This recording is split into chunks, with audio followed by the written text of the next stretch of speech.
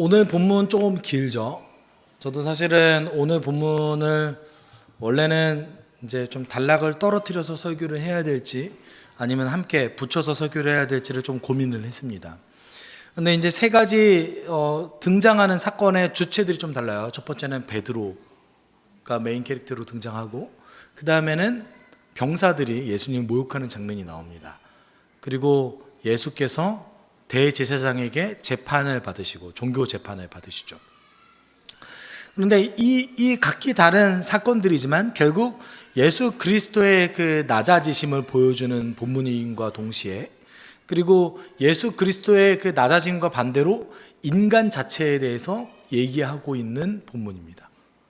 사실 인간의 특성을 좀 보여주고 있는 본문이에요. 그래서 오늘 본문을 통해서 우리는 정말 예수가 왜 필요한지를 보여주고 있기도 합니다. 자세히 살펴보시면 첫 번째 등장하는 인물은 베드로죠. 예수님의 제자 중에서 제자를 대표할 수 있을 만한 인물입니다. 제자들의 대표예요. 두 번째 등장하는 사람들은 권력에 기대서 예수를 괴롭히는 자들입니다. 그래서 예수의 모습을 보고 나서 괴롭힌 거겠죠. 예수가 지금 어떤 모습이죠? 잡혀서 재판을 받고 있는 모습이에요. 이미 끝났다라는 느낌이 들어요. 다른 말로 얘기하면 현실적으로 봤을 때, 눈에 보이는 모습으로 봤을 때 메시아처럼 보이지 않는 모습을 보자 권력에 기대어 예수를 괴롭히는 자들이 등장합니다. 여러분, 이런 종류의 사람들이 만약에 예수께서 원래 그 선지자의 모습, 잡히시기 전의 모습이었다면 예수를 괴롭히실 수 있었을까요? 절대 그럴 수 없었죠.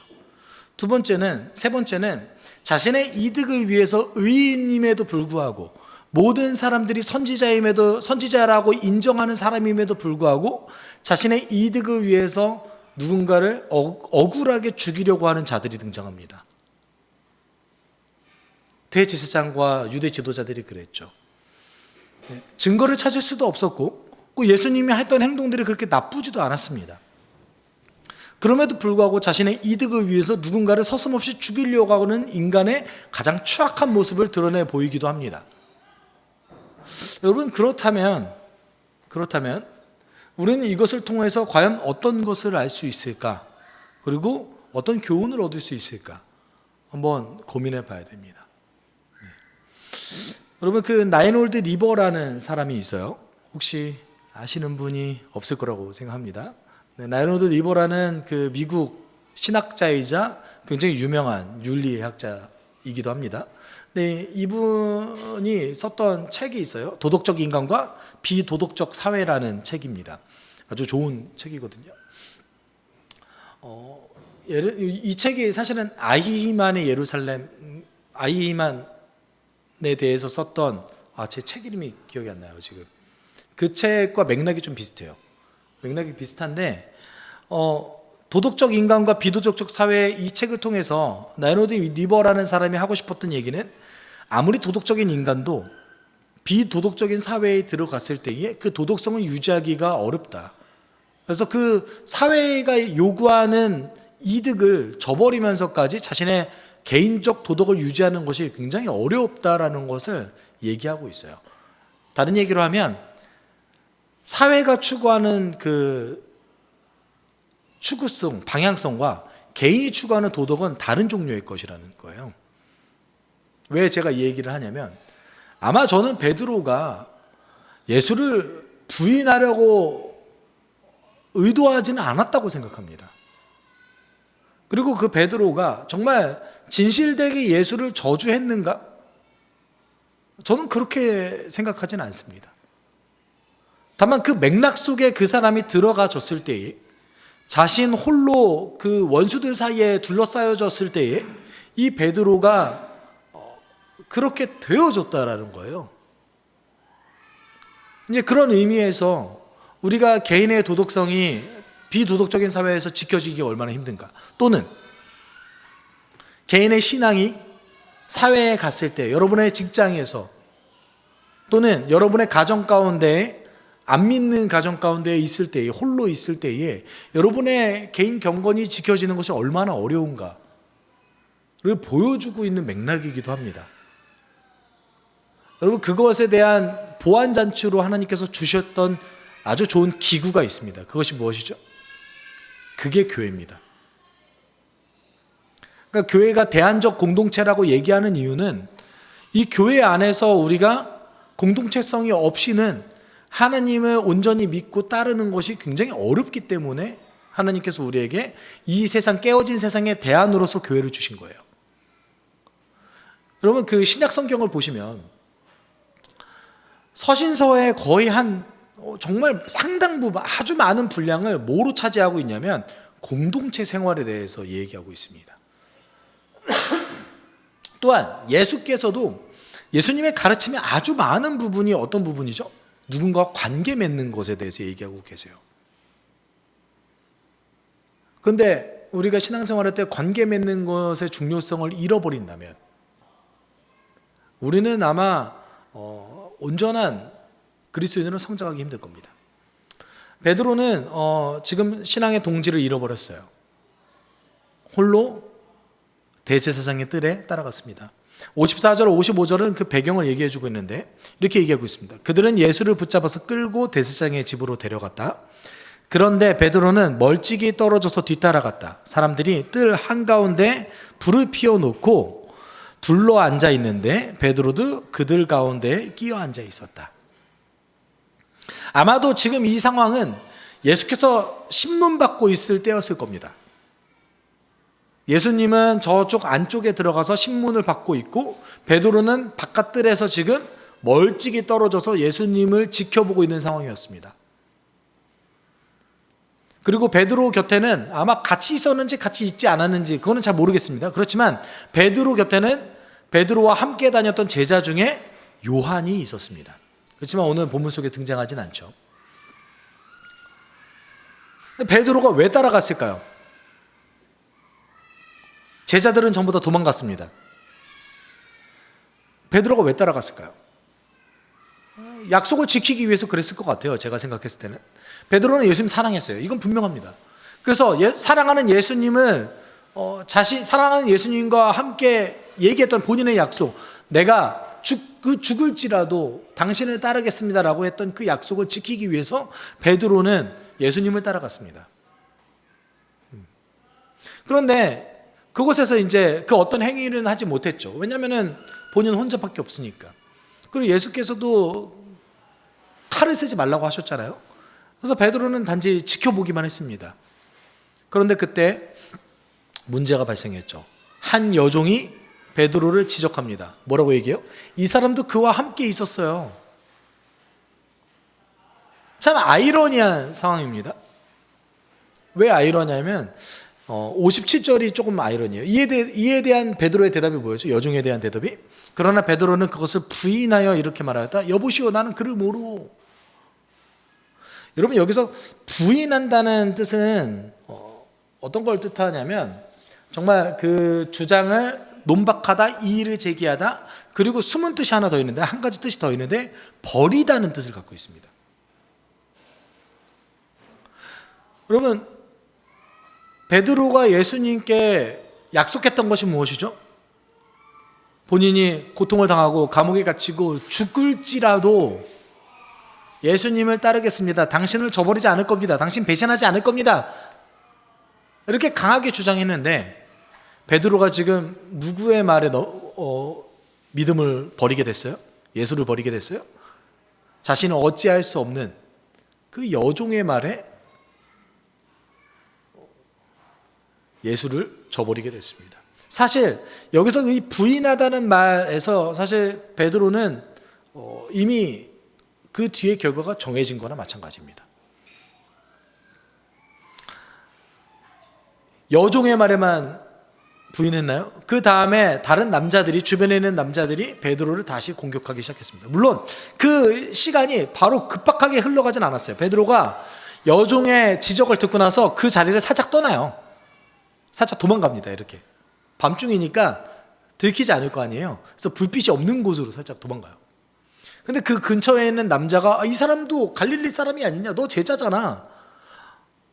근데 베드로는 아마도 잘 알려졌을 거예요. 예수님이 알려줬던 만큼 예수님 바로 옆에서 따라다녔던 베드로 뭐 잘생겼는지 못생겼는지 모르지만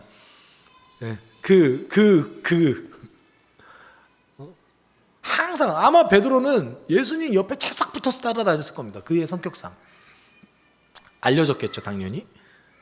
그래서 베드로를 알아보는 사람이 많았습니다. 누군가 베드로를 또다시 시작했습니다. 저 사람 갈릴리 사람 아니냐. 그리고 1시간이 지난 후에 또 누군가가 지적을 했습니다. 그 과정 속에서 마가복음은 이렇게 얘기하고 있어요. 단순히 부인한 것이 아니라, 그러나 베드로는 저주하고 맹세하여 말하였다. 나는 당신들이 말하는 그 사람을 알지 못하오. 부인만 했나요? 아니요. 저주도 했고 맹세도 했습니다. 누구를 저주했겠어요? 예수님을 저주했겠죠. 자기를 공격한 사람 저주했겠어요? 예수님을 저주하고 맹세까지 했다. 맹세라는 것은 하나님 이름 걸고 맹세했다는 거예요. 그리고 부인했어요. 나는 저 사람을 알지 못한다. 그나마 마가복음이 좀 뭐랄까 친절하게 써준 거나 마찬가지입니다. 왜냐하면 저주하고 맹세했다라고 얘기만 했지 저주하고 맹세한 그 말을 적어놓지는 않았어요. 그래도 마가가 베드로를 그나마 좀 배려한 거예요. 사실은 그나마 좀 배려해서 저주의 말까지 적지는 않았습니다. 그런데 저주했다라는 것을 분명히 기록하고 있죠. 이렇게 예수님을 부인하고 어떤 일이 벌어졌어요? 닭이 울었어요. 오늘 본문 그 얘기하고 있죠. 베드로가 아직 말을 채 끝내기도 전에 곧 닭이 울었다. 주님께서 돌아서서 베드로를 똑바로 보셨다. 베드로는 주님께서 자기에게 오늘 닭이 울기 전에 내가 3번 나를 모른다고 할 것이다 하신 그 말씀을 생각났다. 그리하여 그는 바깥으로 나가서 비통하게 울었다. 여러분, 누가복음에서만 이 장면을 기록하고 있는데 닭이 울고 베드로가 자신이 어떤 행동을 했는지 언제 알게 됐어요? 예수께서 베드로를 쳐다보셨을 때, 그때 베드로가 자기가 뭔 짓을 했는지 알게 된 거예요. 그리고 예수께서 이미 자기가 닭이 울기 전에 3번 부인할 것이라는 것을 이미 예견하셨다는 것을 기억하게 된 것이죠. 그러면 그 장면을 좀 상상해 봅시다. 예수님이 베드로의 말을 들었는지 안 들었는지 모릅니다. 근데 베드로가 아마 저주하고 맹세하면서 강하게 부인했을 때에 그의 목소리가 들렸을 가능성도 있었겠죠. 다만 예수께서 베드로를 쳐다보셨을 때 여러분 같았으면 어떤 마음으로 쳐다보시겠어요? 저거 봐라. 지 약속도 못 지키고 결국 그랬네. 이렇게 쳐다보셨겠어요? 만약에 예수님이 그런 마음을 먹으셨다면 예고하시지도 않으셨을 거예요. 또는 예고하셨더라도 아마 뒷말을 붙이셨겠죠. 나는 이렇게 너한테 예고하니까 너 배신하지 마. 보통은 우리가 이게 정상이잖아요. 근데 예수님은 확실하게 베드로가 배신할 것, 부인할 것을 알고 계셨습니다. 그리고 베드로를 마지막에 쳐다보셨죠. 아마 베드로의 그 뒤에 내용을 걱정하셔서 쳐다봤을 가능성이 높습니다. 이 말이 생각났으면 여러분 눈물을 흘리지만 그 자리에 남아서 그냥 회개하는 마음으로 있을 수도 있잖아요. 근데 베드로는 본인이 무슨 행동을 했는지 깨닫자 무너졌어요. 그리고 예수를 버리고 도망갔습니다. 그는 바깥으로 나가서 비통하게 울고 다시는 예수를 보러 돌아오지 않았습니다. 그가 예수께서 십자가에 달린 모습을 봤는지 안 봤는지는 모르겠습니다. 다만 성경은 그것에 대해서 기록하고 있지 않습니다. 다만 예수 그리스도의 눈앞에서는 이제 더 이상 베드로를 부활하기 전까지는 볼 수 없게 되었습니다. 베드로가 경험한 시험이라는 것은 이런 종류의 시험이에요. 본인이 가지고 있었던 그 죄책감을 견디지 못하고 결국 무너진 것이죠. 성경은 원래 이 시점에서 어떻게 하라고 얘기하죠? 회개하고 돌아서라라고 얘기합니다. 본인의 죄책감과 죄의 무게에 짓눌리지 말고 그렇더라도 하나님을 붙잡고 늘어지고 회개하라고 얘기하고 있죠. 구약 성경은 그것을 끊임없이 얘기하고 있습니다. 그렇지만 베드로는 결국 좌절하고 무너졌습니다. 이 일이 언제 벌어진 거죠? 예수께서 신문을 당하는 과정 속에서 벌어졌습니다. 아마도 예수께서는 베드로가 본인에게 저주했던 그것보다 베드로가 좌절하고 낙심한 것에 더욱더 슬퍼하셨을 가능성이 높습니다. 제가 알고 있는 예수님이라면 그러셨을 겁니다. 그렇지만 예수님이 슬퍼하고 있건 그렇지 않건 예수를 향한 신문은 계속되고 있었습니다. 예수님이 부인하고 그 신문을 당하고 계실 때 예수님이 부인하는 그 장면 가운데 예수님은 계속해서 베드로가 부인하는 그 장면 그 속에서도 예수님은 계속해서 신문을 당하고 있었을 거예요. 근데 그 신문 당하는 것이 아마 밤새도록 이어졌을 겁니다. 그러면 그 밤새도록 이어지는 과정 속에서 병사들은 계속해서 그를 조롱하고 거짓 증인이 세워지고 반복되는 일들이 계속 벌어졌을 겁니다. 거짓 증인이 얘기하는 것을 예수께서 부인한다면 병사들이 또 조롱하고 그리고 다시 거짓 증인이 세워지고 예수는 부인하고 또 조롱하고 이 일들이 반복해서 하루 종일 밤새도록 벌어졌을 겁니다. 그 맥락을 살짝 얘기하고 있죠. 64절 65절에서 그들은 예수의 눈을 가리고 말하였다. 너를 때린 사람이 누구인지 알아맞혀 보아라. 그들은 그 밖에도 온갖 말로 모욕하면서 예수에게 욕설을 퍼부었다. 마가복음에서는 이 재판의 정황이 살짝 더 등장하는데 이렇게 얘기하고 있습니다. 대제사장들과 온 의회가 예수를 사형에 처하려고 그를 고소할 증거를 찾았으나 찾아내지 못하였다. 예수에게 불리하게 거짓으로 증언하는 사람이 많이 있었지만 그들의 증언은 서로 들어맞지 않았다.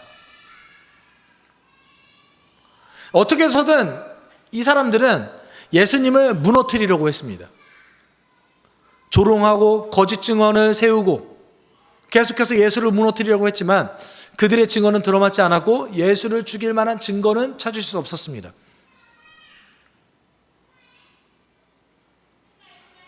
여러분,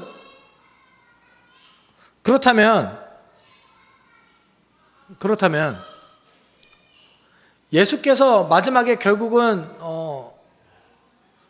증언을 하시고 죽는 것처럼 성경이 비춰지고 있거든요. 이제 곧 있으면 얘기를 할 건데 과연 그것도 유대 그 법에 의해서 유대 율법에 의해서 정말 신성 모독에 해당되는가?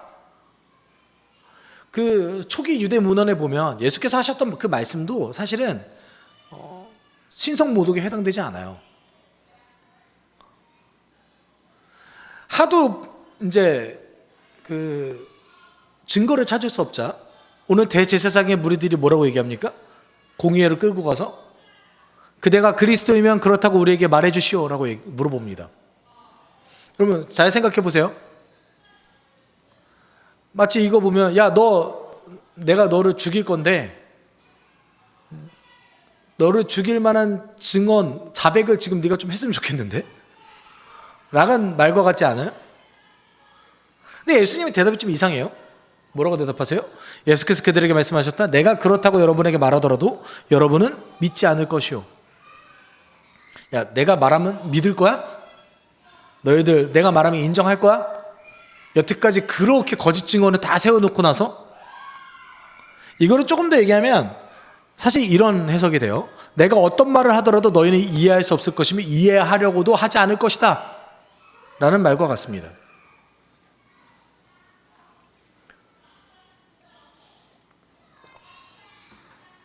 사실 우리가 그 사경회를 통해서 이 재판에 대해서 조금 깊게 나눈 적이 있어요.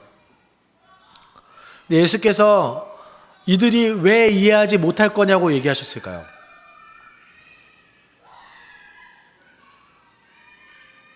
이들처럼 구약 성경을 많이 알던 사람이 없었습니다. 이들처럼 하나님에 대해서 깊이 연구한 사람이 유대 지역 내에서 찾아보기 힘듭니다. 그럼에도 불구하고 왜 내가 얘기하면 너는 알지 못할 것이다 라고 얘기하셨을까요? 누가복음을 핵심적으로 관통하는 이 말씀 때문에 그렇습니다. 함께 읽어볼까요? 같이 읽어볼까요? 시작. 예수께서 너희의 가난한 사람들은 복이 있다. 하나님의 나라가 너희의 것이다. 여러분, 여기서 얘기하는 가난한 사람, 여기 계신 분 중에 나는 좀 돈이 없어 라고 생각하는 분일까요? 우리가 기억해야 될 게 있어요. 우리는 가난한 사람에게만 집중하는데 예수께서 지금 누구에게 말씀하시고 계시죠? 제자들에게 말씀하고 계세요. 그러면 제자들에게 이렇게 얘기했어요. 야, 너희 이 가난한 것들, 너희는 하나님 받을 거야, 하나님 나라를 받을 거야, 이걸까요?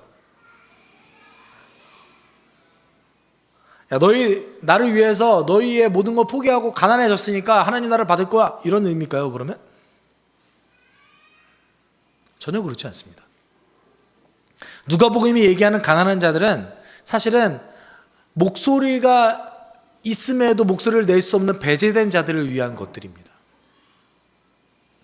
자신의 권리를 잃은 자들, 가난한 자들은 그를 대표합니다. 여러분, 누가복음이 얘기하는 가난한 자들은요, 삭개오 같은 사람들이에요. 누가복음이 얘기하는 가난한 자들은 거지 나사로 같은 자들입니다. 누가복음이 얘기하는 가난한 자들은 하나님 앞에서 고개를 들지 못하고 회개하고 있었던 그 세리와 같은 자들이고 12년 동안 혈류병을 앓아서 고통받고 있었던 그 여인과 같은 자들이 가난한 자들입니다. 그럼 여러분, 우리는 의도적으로 그렇게 고통을 받아야 됩니까?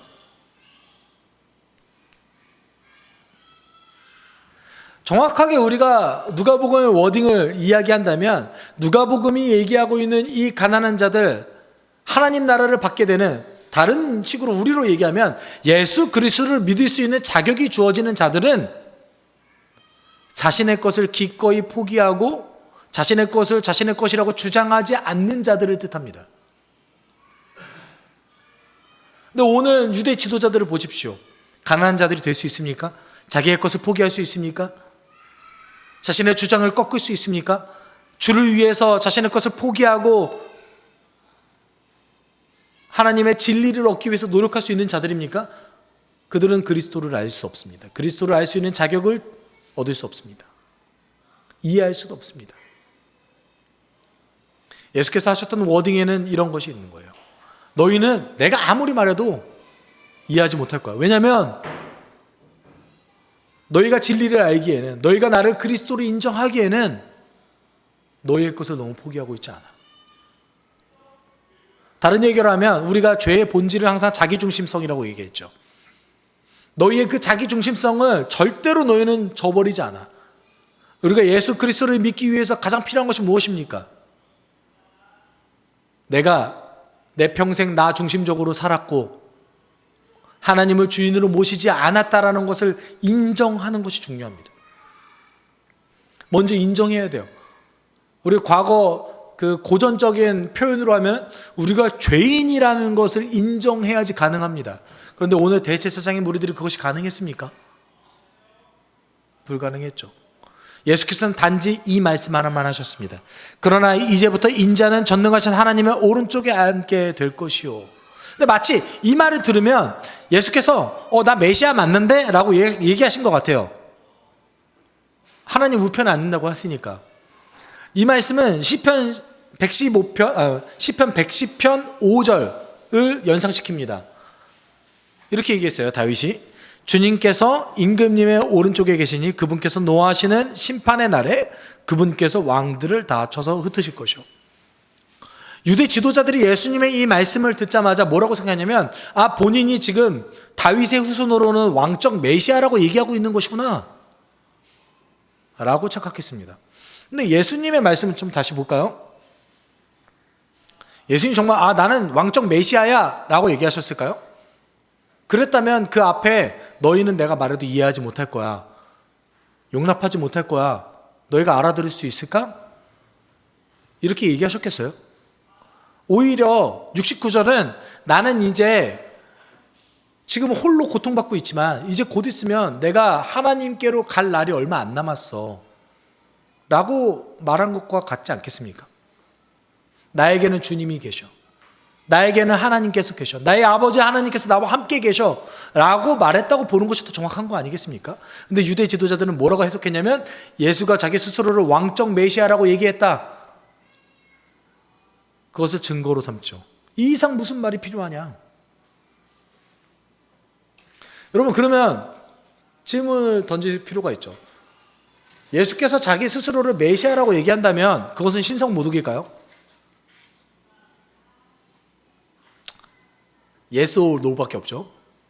여러분, 자기 스스로를 메시아라고 얘기하는 것은 신성 모독이라고 생각하시는 분 계십니까?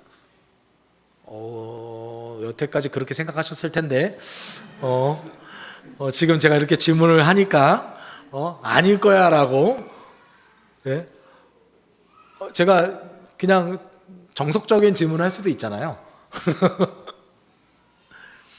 본인 스스로를 메시아라고 여기는 주장하는 것은 신성 모독이 되지 않습니다. 왜냐하면 우리는 지금 예수 그리스도를 하나님이라고 여기잖아요. 그렇죠? 유대인들은 메시아를 하나님으로 여기지 않았어요. 하나님의 사자, 선지자 중 한 명으로 여겼습니다. 네. 여기서 뒤에 얘기하는 이제 70절에 이렇게 얘기해요. 유대 지도자들이. 그러자 모두가 말하였다. 그러면 그대가 하나님의 아들이요? 예수께서 그들에게 말씀하셨다. 내가 그라고 여러분이 말하고 있어.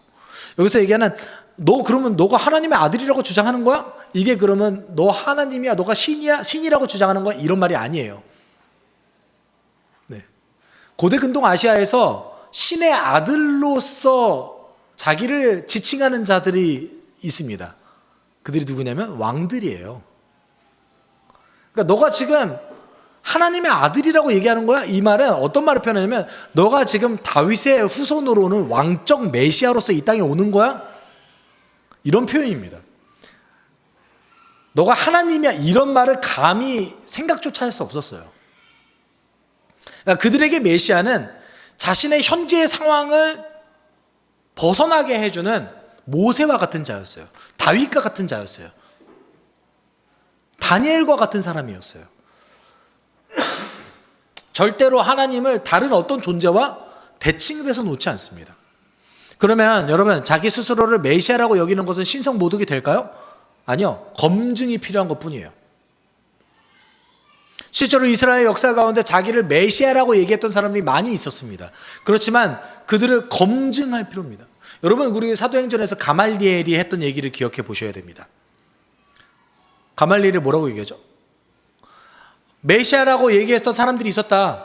근데 그 사람이 결국은 하나님의 심판을 받아서 죽지 않았느냐. 우리도 시간이 지나 봤을 때 하나님이 그 사람을 어떻게 대하는지를 역사적으로 눈으로 지켜봐야 된다. 하나님은 공의로우시기 때문에 거짓 선지자들을 그대로 내버려 두지 않으실 것이다. 이게 유대인들이 원래 가지고 있었던 생각이에요. 그러니까 본인 스스로를 메시아라고 얘기했다고 해서 그것이 절대 신성 모독이 될 수 없습니다. 신성 모독이라고 얘기할 수 있는 것은 딱 두 가지예요. 하나님의 이름을 함부로 부르는 것과 두 번째는 성전에 있는 지성소를 훼손하는 일입니다. 마음대로 들어가거나 훼손하거나 이런 일이 벌어졌을 때만 신성 모독이라고 얘기합니다. 예수께서는 이거를 어기지 않으셨어요. 그러면 대제사장이 지금 어떤 행동을 하고 있는 거죠? 빌미를 잡고 있는 거죠. 그냥 꼬투리 잡아서 어떻게든 죽이려고 하는 거예요. 그냥 결론적으로는 끝까지 예수를 향한 증거를 찾을 수 없었고 그들은 끝까지 불법을 행했습니다. 심지어 지금 예수께서 재판받으시는 모습 자체도 정식 재판이 아니에요. 원래 정식 재판은 공식적으로 이루어집니다. 또한 성전에서 이루어집니다. 그리고 이렇게 당일날 이렇게 밤새도록 하루 신문에서 중요한 일들이 판결이 벌어지지 않아요. 유대 율법에 따르면 최소 중요한 결정은 이틀 이상 지나야 됩니다. 그리고 예수 그리스도께 뭐를 안 줬어요? 변론의 기회를 주지 않았습니다. 마지막으로 사내들인 공의회의 수많은 장로들의 판결문, 여러 가지의 판결문을 종합하기로 되어 있거든요. 그 판결문의 종합이 이루어지지 않고 있습니다. 아주 철저하게 불법 재판이었던 거죠. 짜고 치는 고스톱인 거예요. 전 당해보지 않았지만.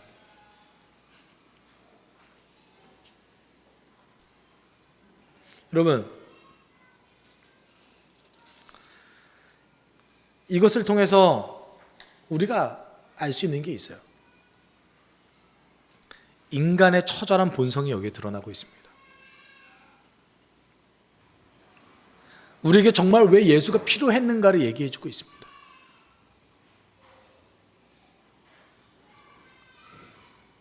자신의 이득을 위해서 이 땅 가운데 의인이라고 불리고 있었던 그 사람조차 죽일 수 있는 자들이 종교 지도자들이었습니다.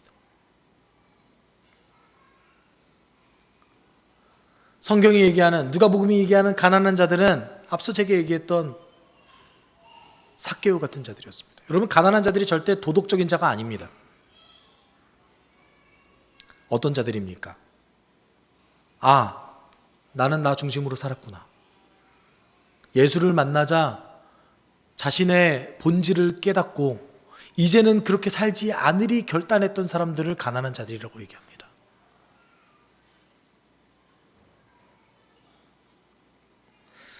앞서 얘기했듯이 오늘 모인 이 본문 속에서 등장하는 세 가지 부류의 사람들은 예수를 부인하는 자들, 예수를 조롱하는 자들, 어떻게든 예수를 죽이려고 하는 자들이었습니다. 그렇지만 우리가 얘기하는 그 가난한 자들, 그들은 예수를 만나자 자신의 본질을 깨닫고 변화된 삶을 누렸습니다. 사도 바울은 이렇게 얘기하고 있죠. 그 변화된 삶에 대해서 우리 같이 읽어볼까요? 누구든지 그리스도 안에 있으면 그는 새로운 피조물입니다.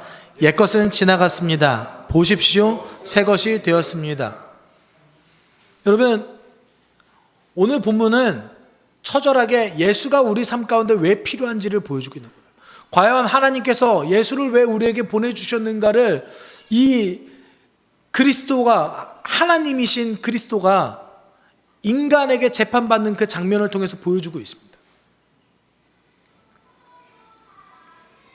예수를 그렇게 사랑한다고 따라다녔던 제자조차 자신의 본질을 벗어버리지 못했고, 평범한 사람들은 예수의 눈에 보이는 모습 때문에 예수를 조롱하기 시작했습니다. 왜냐하면 이제 더 이상 이 사람이 회생할 가능성이 안 보였거든요. 권력을 가진 사람들은 예수가 의인이라는 것을 알았음에도 불구하고 자기 자신의 이득을 위해서 그를 죽이려고 어떻게든 노력하고 있습니다. 여러분, 그런데 성경은 우리에게 뭐라고 얘기합니까? 예수를 만난 우리를 뭐라고 얘기해요? 이제 너희는 새로운 피조물이다. 옛것은 지나갔으니 보라, 새것이 되었도다. 우리에게 옛것이 무엇입니까? 여러분, 예수를 만나시고 예수를 여러분의 주인으로 모시고 나서 여러분에게 변화된 것이 무엇입니까? 이제 내 삶의 주인이 내가 아니라는 것을 인식하게 되었던 것이죠. 여러분, 그것 자체가 새 것이에요. 그러면 여러분의 삶 가운데 이제 옛것을 벗어버리고, 여러분은 오늘 베드로는 자신의 안위에 집착했고, 유대 지도자들은 자신이 누리고 있는 것들에 집중했습니다. 성경은 그것을 옛것이라고 표현하고 있죠. 우리가 그것을 벗어버리고 무엇에 집중해야 되겠습니까? 예수께서 우리에게 정말 무엇을 주시려고 하시는가? 예수는 우리에게 어떤 것을 선물로 주시려고 하시는가에 집중하셔야 되는 것이죠. 여러분, 결론적으로 우리는 우리 스스로 이 문제를 해결할 수 없습니다. 그러니까 예수 오셨죠. 예수를 가장 사랑했던 제자인 베드로조차 이것을 해결하지 못했습니다. 저는 베드로처럼 노력할 수 있느냐? 저는 못할 거라고 생각합니다. 전 개인적으로 그 상황이 있을 때 마가처럼 옷까지 벗어 던지고 도망가지 않았을까요? 마가복음에 그 장면이 있거든요. 한 청년이 예수를 따라가려다가 병사가 따라붙자 옷을 벗어 던지고 도망가요. 그가 마가 요한이에요. 저는 그러지 않았을까요? 그러면 우리의 그런 본성 때문에 누가 오셨어요? 예수가 이 땅 가운데 오셨습니다. 많은 사람들이 착각한 것은 예수를 믿는 것이 어떤 희생과 헌신을 강요하기 위한 것이라고 생각해요. 예수를 믿는 것이 11조도 내야 되고 교회도 매주 나와야 되고 어떤 의무와 헌신이 무지하게 많은 일들일 거라고 생각합니다. 근데 예수께서 왜 오셨습니까? 요한복음 10장 10절에 이렇게 얘기하고 있죠. 우리 같이 읽어볼까요? 나는 양들이 생명을 얻고 또 넘치게 얻게 하려고 왔다. 다른 번역으로는 양들이 생명을 얻고 풍성히 누리게 하려고 왔다. 또 번역이 가능합니다.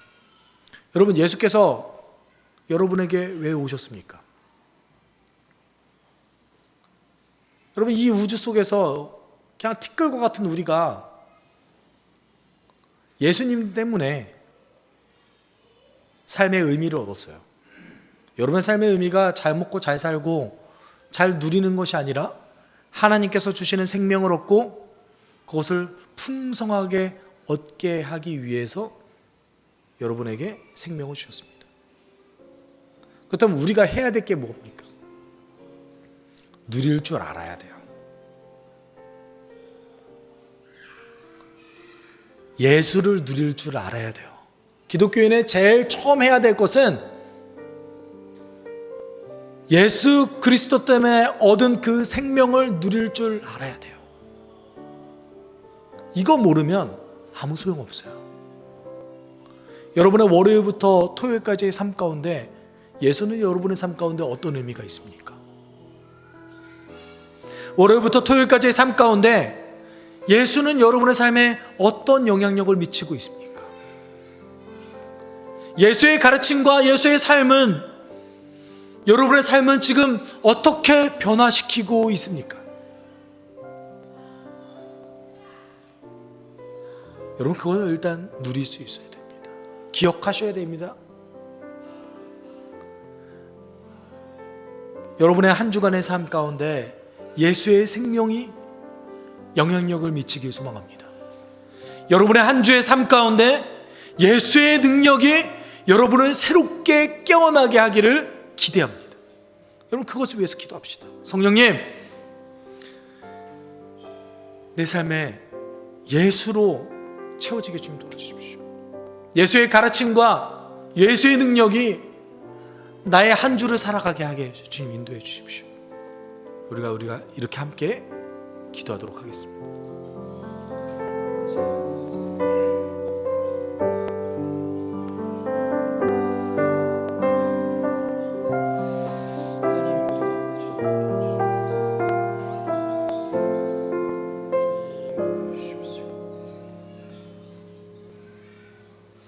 하나님, 우리 가운데 주님의 능력이 계속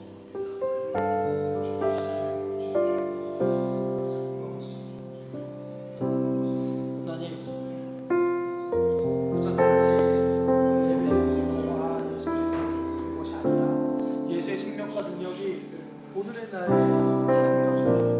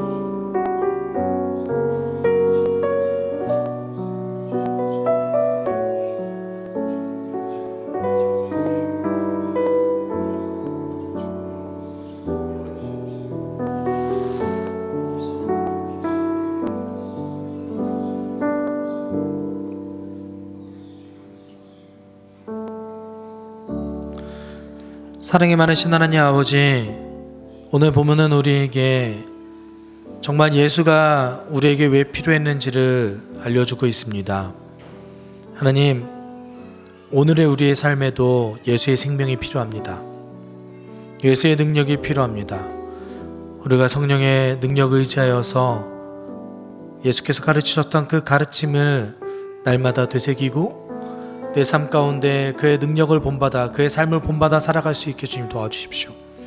풍성히 누릴 수 있게 우리를 인도해 주십시오. 사랑 많으신 하나님 아버지, 그리스도를 본받아 살아가기를 소망하는 성도들이 이곳에 모였습니다. 하나님, 우리를 흔들고 어렵게 만드는 일들이 한 주간 항상 있지만 그럼에도 불구하고 우리가 그리스도께서 주신 그 능력으로 죄를 범하지 않고 하나님께 신실하고 진실하게 살아갈 수 있는 성도로, 제자로 하나님 남아있을 수 있게 주님 도와주십시오. 우리가 주님의 능력 가운데 거하길 소망합니다. 성령님, 우리 한 주의 삶을 인도하여 주시고 한 주간 예수 그리스도의 그 생명을 더 풍성히 누릴 수 있는 우리에게 인도하여 주옵소서. 예수님의 이름으로 기도드립니다. 아멘. 주 예수 그리스도의 은혜와 하나님의 사랑과 성령의 교통하심이 그리스도의 그 생명을 온전히 누리고 한 주를 살아가기를 소망하는 수석교회 성도들 위해 함께 있을지어다. 아멘.